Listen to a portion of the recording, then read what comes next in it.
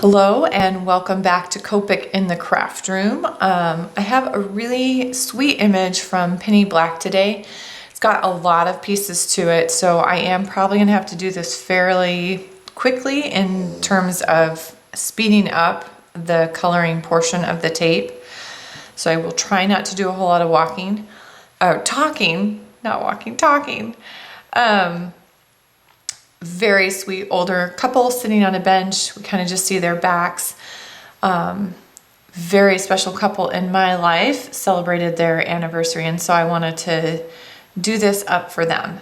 So I'm going to start just in with some of the portions where I know what I'm going to do with, and then some of them I'm going to have to do some experimenting off on the side to see if I can get color pieces that I enjoy or like.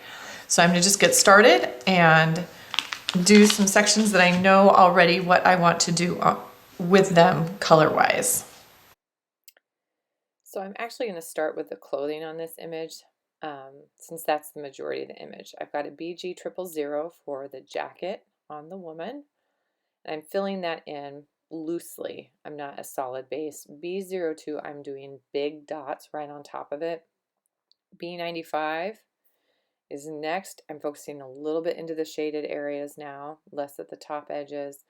B97 is next, and this time with the dots I'm actually going into the shadow areas only, underside of the arms, into those creases.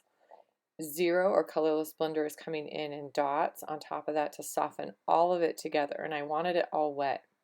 B95, I went back and softened some of that B97, so I'm dotting but right along that edge where the B97 landed. Staying with the B95, I'm coloring in the pants on the gentleman. So getting those all filled in, and then B97, kind of your classic denim is B95 and B97. And there's not a whole lot of contrast in denim, so I'm going to leave it at that. I try to focus in on those folds. B95 again to blend that back out and soften it. There's not a huge contrast. It's a dull fabric. BV23 is what I'm basing her skirt in. So getting all of that area colored, remembering to turn my paper as I need to get to all those pieces and corners. BV25 to add the first layer of shading to the skirt, and then BV29 or 29, whichever way you want to think about those numbers, whatever helps you remembering that number system and what those stand for. BV23 or BV23, again, these colors blend really easily together, so I could skip that middle color when I blended. R85 is the base of the jacket. So I'm filling that all the way in. I promise it's not going to look real pink when I get done, but it's the base color. Come all the way down the arm, get it all at once. I'm working quick, but obviously not this quick. R59 is next. Again, I'm working with the lines that the artist has already given me about where those wrinkles are. So I'm working into the wrinkles and then into the shaded areas, the underside of both arms, kind of coming up from where the arm is pressing into the jacket. V99 is what I'm adding my deepest shading with, and again, I'm focusing on the wrinkles, so places that I know would appear the darkest, into the armpits and underneath the arm. There's and underneath, hit at the bottom side of his arm, and then underneath her arm. R85, I'm blending back. I did some with R59 as well, smoothing this out as best I can. And again, these colors blend pretty well together, but I decided I didn't have enough of the R59. It was still a little too pink. So R59 and then R85 to come back and blend that in a little bit. C0 is going to be his hair, or like the base of his hair, but I don't fill it in. I'm only doing short little flicks. C1 is next. Again, only short flicks. C3 is last on his. And a little C1 to soften and add a little bit more color. E50 is going to base her hair, and I'm just doing squiggles. I fill most of it in. E53 and then C1, small flicks and squiggles. C3 is the darkest, and I really do that in limited amounts and small little squiggles and flicks. E55, I decided it needed a little more warmth, so I added that in to finish. E triple zero is going to be the base of their skin tone, and they're both going to get the same today. Couple hands and a neck and back of the ears. E00 and E01 to finish off that skin. You probably could skip the E00 if you wanted. E33 is basing that bench. I'm assuming it's a wood bench. So I'm going to fill it all the way in with E33 for my base color. I'm also basing his boots in that color or shoes. E37 is next. I'm going into the details kind of carved into the wood and then also adding some wood grain, kind of paying attention to which direction I think the wood boards would be. So vertical striations on those legs and horizontal on the actual seat. BV25 is going to go into those darkest areas where there would be shading. Blue violets are perfect, even on warm earth tones, to create the deepest shadows. E37 onto the shoes, E33 again, and then I decided she's got bare legs, so I went back to E00 and E01 to add some shading on her legs, and a little bit of E02. C5 for her shoes. She's going to have a little pair of black shoes. So C5 to start, a little C7 for some details and added shading.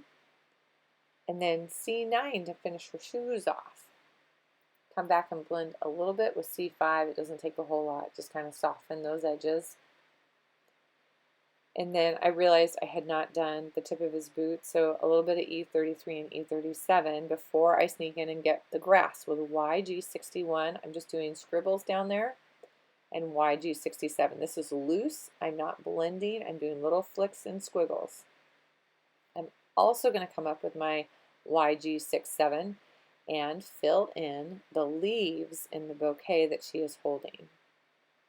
Then I grab a Y32 and I do the tissue wrapping around and all those bigger flowers. So these are yellow roses.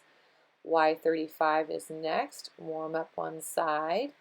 And V04 for those little tiny dots in the middle. A little bit more YG63.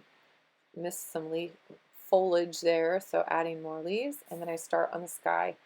This is a longer process, so you're going to get to see the whole thing. BG000, which is a really light blue-green. So I do kind of a section and then take my colorless blender and right along that edge, kind of soften that edge so it fades into white.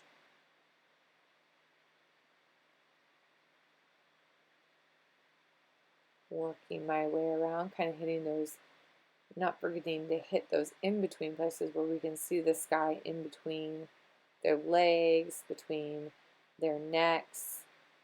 Again, doing a section, then coming back with my colorless blender and softening that edge up.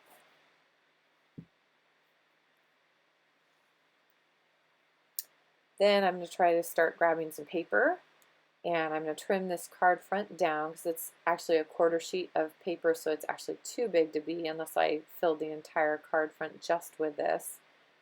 So I'm playing with paper and trying to find things in a little paper pack. And I like this one, so I'm going to cut this down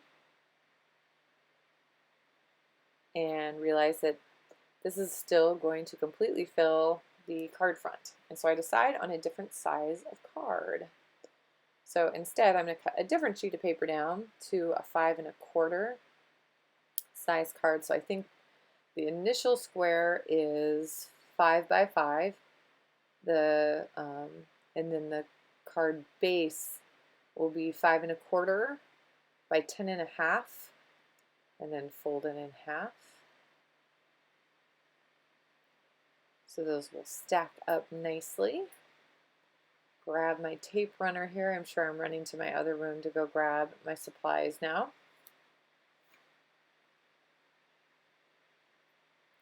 Round the corners at the top and tape that down. And go ahead and tape that kind of distressed purple paper down. And then I'm going to add these little fun fabric roses, yellow of course, to match the yellow in the image. And I've got all these little pearls. What I do is I cut in between because they're all in a chain. I cut that chain before I start picking them off and add it. Pretty pleased with how the card turned out. Real simple because I've got so much going on in it on an image like this that I really don't need a lot of decorative elements on the card itself. Some of my friends I know are masters at this, and I think the only things I might add if I had more time and space to do it is stitching possibly around some of the edges to give a little bit more homey personal feel. But other than that, I'm really pleased with how it turned out. This looks just like my mom and dad, and that's what I intended. So I'm really pleased with it. Thank you for joining me this week, and I hope you enjoyed seeing some coloring in action and get a chance sometime to do some coloring yourself. Have a happy, colorful week.